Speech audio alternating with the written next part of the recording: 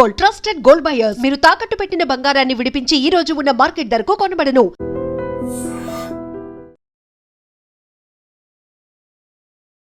Welcome to iDream Media. So జనరల్గా high BP, high blood pressure ఇబ్బంది పెడుతూ ఉంటుంది. అసలు బీపీ పెరగడం అంటే ఏంటి, ఎంత ఉంటే బీపీ అంటాము?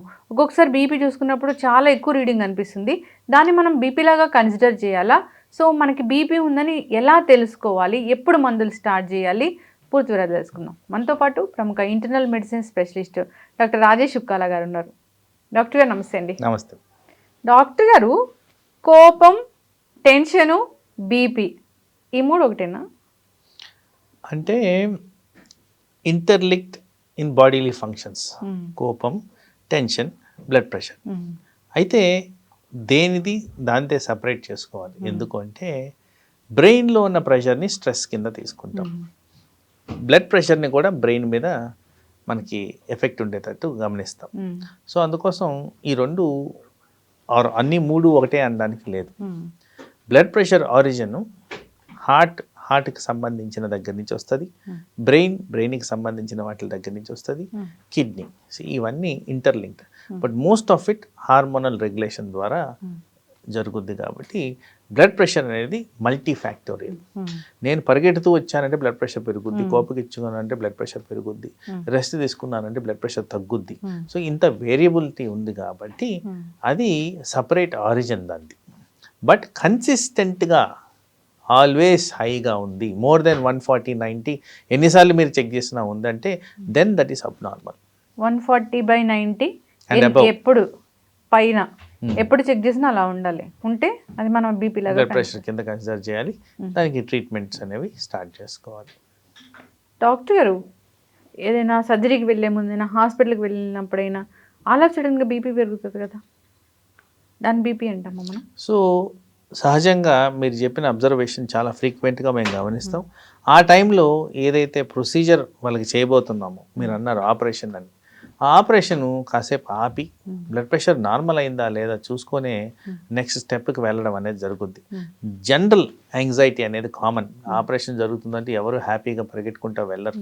ఆ టైంలో బ్లడ్ ప్రెషర్ కాస్త పెరగడం, దాన్ని తగ్గించే విధంగా చేసుకునే ఆపరేషన్ అనేది తీసుకువెళ్ళడం అనేది జరుగుద్ది. సో అది transient elevation of blood pressure. అది మీరు అన్నట్టు యాంగ్జైటీ, స్ట్రెస్ వీటి మూలాన పెరిగే విధానం అది. ఇప్పుడు మీరు ప్రముఖ ఇంటర్నల్ మెడిసిన్ డాక్టర్స్, చాలా సీనియరు, మీ దగ్గరికి ఎవరైనా అప్పుడే బీపీ వచ్చింది అని పేషెంట్ ప్రజెంట్ అయ్యారనుకోండి డాక్టర్ గారు, 160/100 ఉంటే వాళ్ళని బీపీ పేషెంట్ లాగా కన్సిడర్ చేస్తారా, లేకపోతే వాళ్ళని ఎలా టెస్ట్ చేస్తారు? జనరల్గా బీపీ మెజర్మెంట్స్ చేసేటప్పుడు కొన్ని గైడ్ లైన్స్ మాకున్నాయి. ఆ గైడ్ లైన్స్లో ముఖ్యంగా మేము పాటించాల్సింది ఏంటంటే, మీకు కాస్తంత టైం ఇచ్చి మీరు రిలాక్సేషన్ అయ్యేదానికి చేసామా లేదా, బ్లడ్ ప్రెషర్ రాగానే పట్టుకొని చెక్ చేయకుండా కాస్త relaxation time maybe about ½ an hour కూర్చోబెట్టామా లేదా, నెంబర్ 1. నెంబర్ 2, మనం బ్లడ్ ప్రెషర్ చెక్ చేసే ముందు ఏ ఎక్సర్సైజు, ఎటువంటి ఆర్గ్యుమెంటు, ఎటువంటి ఫైటు ఇవన్నీ చేయకుండా ఉంటేనే ఆ correct amount of blood pressure అనేది చెక్ చేయడం జరుగుద్ది. అలాగే కన్జంప్షన్ ఆఫ్ ఆల్కహాల్, స్మోకింగ్ ఇవన్నీ కూడా బ్లడ్ ప్రెషర్ని ఇన్ఫ్లుయెన్స్ చేస్తాయి. కాబట్టి అది కూడా లేకుండా అట్లీస్ట్ ఒక 1 hour గ్యాప్తో బ్లడ్ ప్రెషర్ చెక్ చేయడం అనేది ఇంపార్టెంట్. అలాగే జనరల్గా బ్లడ్ ప్రెషరు ఒక ½ an hour కాఫీలు, టీలు తాగకుండా చెక్ చేసుకోవడం అనేది కూడా ఇంపార్టెంట్. ఎందుకంటే ఇవన్నీ కూడా బ్లడ్ ప్రెషర్ని ఇన్ఫ్లుయెన్స్ చేస్తాయి. సో ఇలా ఈ ఫ్యాక్టర్స్ని సహజంగా గమనించుకొని బ్లడ్ ప్రెషర్ని చెక్ చేయడం అనేది ఇంపార్టెంట్. తర్వాత మోస్ట్ ఇంపార్టెంట్ థింగ్ ఏంటంటే, ఒక్కసారి అబ్నార్మల్ కనిపించిందంటే వెంటనే బ్లడ్ ప్రెషర్ ఉందని బ్రాండ్ చేయడం కాదు. ఏంటి దీని రెమీడియల్ మెజర్స్, రెస్ట్ తీసుకోవడం, యాంగ్జైటీ తగ్గించుకోవడం, ఉప్పు ఇలాంటివి ఏమన్నా రివర్సిబుల్ ఫ్యాక్టర్స్ అధికంగా తినొచ్చారా ఇలాంటివన్నీ చూసుకోవడం. ఇవి చూసుకున్న తర్వాతే ఒక అట్లీస్ట్ 2-3 రికార్డింగ్స్ చేసిన తర్వాత అప్పుడు కన్సిస్టెంట్గా 140/90 అబౌవ్ అనేది మనం గమనిస్తే ఇది డయాగ్నోసిస్ ఆఫ్ బ్లడ్ ప్రెషర్ కింద కన్సిడర్ చేయాలి. మరి ఈ మధ్య వచ్చిన రీసెంట్ అడ్వాన్సెస్లో బ్లడ్ ప్రెషర్ను కూడా కాస్త సైంటిఫిక్ అడ్వాన్సెస్ అనేవి జరిగాయి.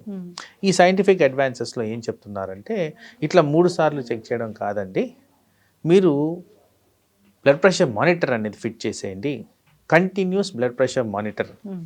ఈ continuous blood pressure monitoring 24 to 48 hours depending on patients condition పెట్టి చెక్ చేయండి.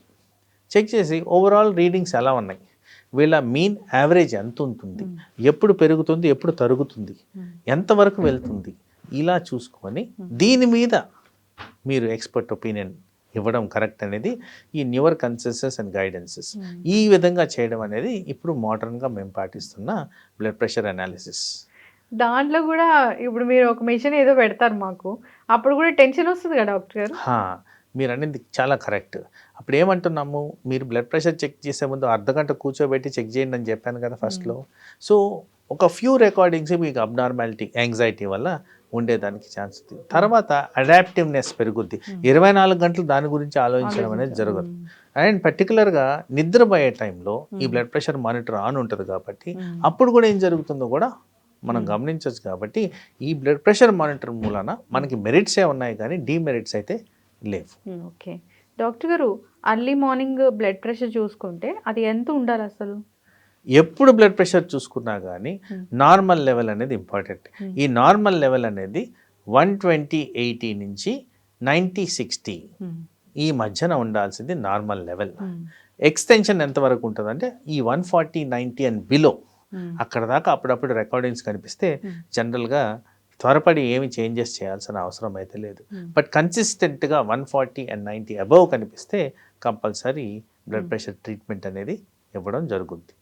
ఒకసారి చూసుకున్నప్పుడు పైన రీడింగ్ కరెక్ట్గా ఉంటుంది, 120 to 125 మధ్యలో ఉంటుంది, కానీ కింద రీడింగ్ అనేది పెరుగుతూ ఉంటుంది.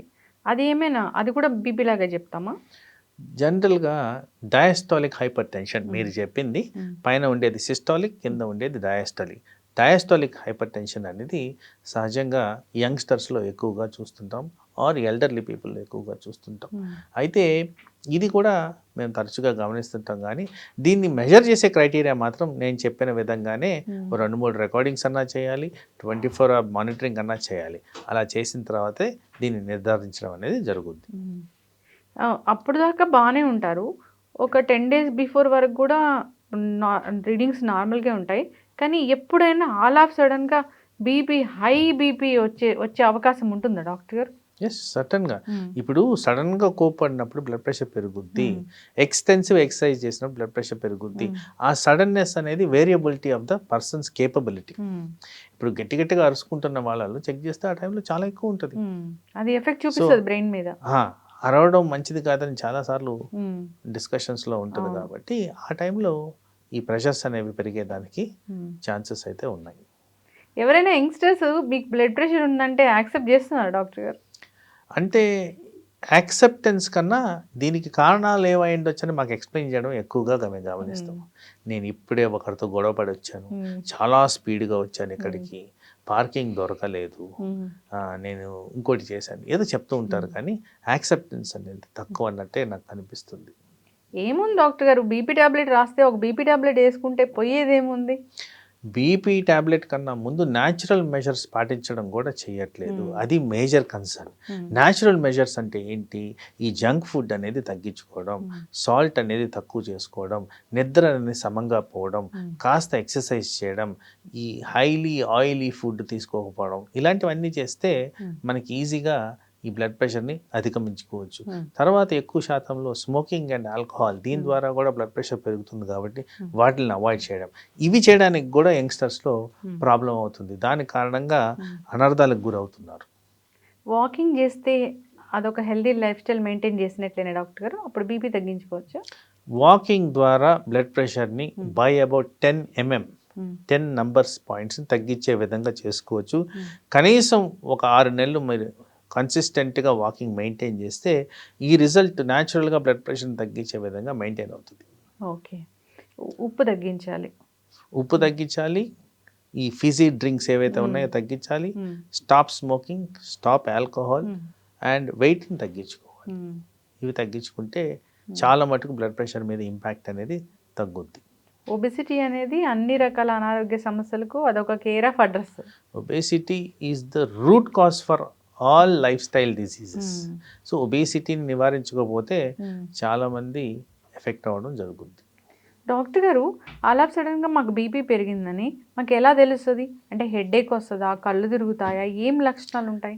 బ్లడ్ ప్రెషర్ పెరగడం అనేది న్యాచురల్ ప్రక్రియ. మనం ఏదైనా యాక్టివిటీ చేస్తున్నాం, ఎనీథింగ్ స్ట్రెన్యువస్, ఎనీథింగ్ ఫిజికల్ చేస్తున్నప్పుడు బ్లడ్ ప్రెషర్ పెరగాలి. అది హార్ట్ ఫంక్షన్. ఎప్పుడైతే అన్టైమ్లీ, ఇప్పుడు మన ఇద్దరం ఇలా కూర్చొని మాట్లాడుతూ నా బ్లడ్ ప్రెషర్ పెరిగితే అది అబ్నార్మల్. సో ఆ బ్లడ్ ప్రెషర్ పెరిగినప్పుడు జనరల్గా బ్లడ్ ప్రెషర్ని మేము సైలెంట్ కిల్లర్ కింద కేటగరైజ్ చేస్తాం. ఎందుకంటే ఎక్కువ లక్షణాలు చూపెట్టదు, బట్ చూపించే ఆ కొన్ని లక్షణాల్లో variability between person to person, but ఎక్కువగా కనిపించేది హెడేక్, తల తిరగడం, వామిటింగ్ సెన్సేషన్ రావడం, స్టడీగా నడవలేకపోవడం, ఛాతి బరువుగా అనిపించడం, గుండె దడగా ఉండడం, చెమటలు పట్టడం, ఇలాంటివి ఎక్కువగా మేము గమనిస్తున్న లక్షణాలు. కాళ్ళల్లో నీరు వస్తుందా? లాంగ్ టర్మ్గా బ్లడ్ ప్రెషర్ అలా ఉంటే కాళ్ళల్లో నీరు కనిపించడం అనేది తరచుగా మేము క్లినికల్ డయాగ్నోసిస్లో గమనిస్తూ ఉంటాం. ఎందుకు మేము హెల్తీగా ఉన్నాము, ఓన్లీ బ్లడ్ ప్రెషర్ ఉంది కానీ కిడ్నీలు డ్యామేజ్ అయ్యాయి అని నాకు ఆ మధ్య ఒకరు చెప్పారు డాక్టర్ గారు. ఎందుకు ఇలా జరిగింది? సో నేను ఇందాక చెప్పినప్పుడు బ్లడ్ ప్రెషర్ ద్వారా బ్రెయిన్, హార్ట్, కిడ్నీస్ ఇవన్నీ రెగ్యులేట్ అవుతాయి, ఈ కారణంగా వస్తాయి. సో బ్లడ్ ప్రెషర్కి అండ్ కిడ్నీస్కి కనెక్షన్ ఉంది.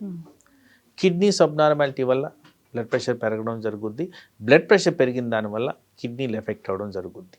సో ఈ రెండు ఇంటర్ కనెక్టెడ్ కాబట్టి బహుశా ఆ కారణంగా ఆ అనాలిసిస్లో మనం తేలాల్సిన అవసరం ఉంటుంది.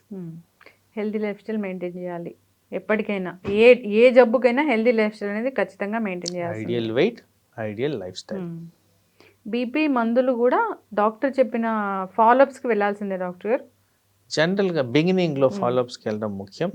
తర్వాత ఆ ఫాలోఅప్స్ని ఫ్రీక్వెన్సీ అండ్ డ్యూరేషన్ తగ్గించుకోవచ్చు. గ్రాడ్యువల్గా తగ్గిస్తారు కదా, అంటే ఒక మార్నింగ్ మధ్యాహ్నం మందులు? జనరల్గా ఎక్కువ శాతం మార్నింగ్ అండ్ ఈవినింగే ట్యాబ్లెట్స్ ఉంటాయి, మధ్యాహ్నం అంత ఎక్కువగా పెట్టాము. బట్ రిక్వైర్మెంట్ ఉంటే కొన్నిసార్లు థర్డ్ డ్రగ్ కూడా యాడ్ చేయడం అనేది జరుగుతుంది. ఇంకొక భయం ఏమి ఉంటుందండి డాక్టర్ గారు చాలామందికి, బీపీ అంటే మా డాక్టర్ బీపీ మందులు ఇచ్చారు, నాకు ఈ బీపీ మందు వేసుకుంటే అలా సడన్గా బీపీ డౌన్ అవుతుందేమో, అందుకే బీపీ మందు వాడను అనే వాళ్ళు కూడా ఉంటారు. మీరు అడిగింది చాలా ప్రాక్టికల్ క్వశ్చన్, నా ప్రాక్టీస్లో నేను గమనిస్తున్న క్వశ్చన్. ఏం జరుగుద్దంటే బ్లడ్ ప్రెషర్ డయాగ్నోస్ అవుతుంది, ట్యాబ్లెట్ వేసుకోవడం మొదలు పెడతారు. అయితే మొదలుపెట్టిన టైంలో తరచుగా జరిగేది నెక్స్ట్ ఫ్యూ డేస్లోనే కళ్ళు తిరిగాయి, నా బ్లడ్ ప్రెషర్ లో అయిపోయిందని అనుకోని ఒక అపోహలో ట్యాబ్లెట్ వేసుకోవడం మానేయడం చాలా ఫ్రీక్వెంట్గా చూసాం. ఇన్ఫ్యాక్ట్ అక్కడ ఏం జరుగుతుందంటే బ్లడ్ ప్రెషర్ కాస్త ఎక్కువ అయి ఉంటుంది, ఏదో కారణంగా ఎక్కువ అయి ఉంటుంది. అది వదిలేసి ట్యాబ్లెట్ను వదిలేయడం వల్ల ఈ బ్లడ్ ప్రెషర్ ఇంకా అధికంగా పెరిగి దానివల్ల అనర్థాలు జరిగేదానికి ఎక్కువగా ఛాన్సెస్ ఉంటాయి. కాబట్టి అలాంటి పరిస్థితుల్లో ఎక్కడైతే డౌట్ వస్తుందో చెక్ చేసుకొని బ్లడ్ ప్రెషర్ కరెక్ట్గా ఉందా లేదా అనేది మనం నిర్ధారించుకోవడం, దాని నెక్స్ట్ ట్యాబ్లెట్ వేసుకోవాలా లేదా అని నిర్ణయించుకోవడం కూడా చాలా ఇంపార్టెంట్. చక్కటి ఇన్ఫర్మేషన్ డాక్టర్ గారు. ఎవరైనా హై బ్లడ్ ప్రెషర్ ఉన్న పేషెంట్స్ ఉన్నారు, వాళ్ళకి ఏదైనా సర్జరీ కోసం వెళ్ళాలి, ట్యాబ్లెట్స్ వాడుతూ ఉన్నారు అన్నప్పుడు అసలు వాళ్ళకి ఎట్లా ఉంటుంది అది ఆ ప్రాసెస్? ఇది కూడా మేము తరచుగా మా క్లినికల్ ప్రాక్టీస్లో గమనిస్తుంటాం.